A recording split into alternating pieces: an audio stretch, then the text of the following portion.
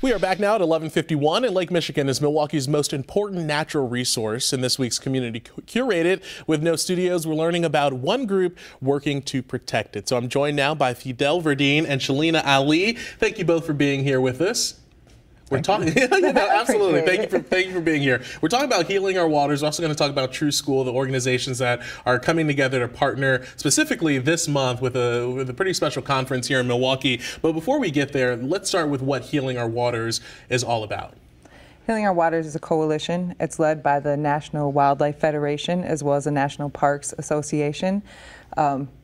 So these groups oversee a bunch of stakeholders that surround all of the Great Lakes. So that's all the way from like Buffalo, New York, down to right here at home, which is Lake Michigan. So thinking about water conservation, water policy, restoring natural habitats, addressing invasive species. But one of the biggest issues that we want to bring to light is really infrastructure. So thinking about lead laterals and families and youth being exposed to lead levels that are really harmful to our community. Yeah, and the disproportionate impacts of that, not only just here in Milwaukee, but across the country. Unfortunately, we're seeing these storylines come out in cities all across the country. And you just mentioned in the break, you know, we really have to protect our water, one of our greatest resources. Skool is working with that as well. Yeah, and far too often we're seeing that. And we need to have more people from the community at the table talking about creative solutions. And how do we address these early? How do we address these issues earlier?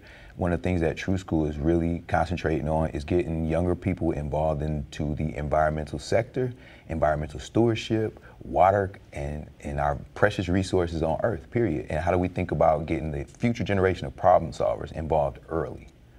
That's important. Involved in really coming up and creating some of those solutions that you were just talking about. So is that really the focus of what's happening on the 18th and 19th of this month here in Milwaukee with No Studios, this conference that's happening? Talk about that a little bit. So the conference is happening the 18th and 19th this month. As Shalina stated, there's stakeholders from around the Midwest and around the Great Lakes coming to Milwaukee to really address some of the solutions, but also uplift some of the local organizations that are doing some great work here in the city around the fresh water, around the fresh lakes, but then also around not just the nature as far as our environment, but our local city is our environment. So when we talk about environmental justice, we're talking about our homes, we're talking about our neighborhoods, our schools, our workplaces. These are all our environments. I only have about 10 to 15 seconds left, but really quickly, if folks are at home watching this, they maybe can't come out to the conference or can't really get deep into what you guys are doing, what's one thing that everybody at home can do to really help you guys in your mission?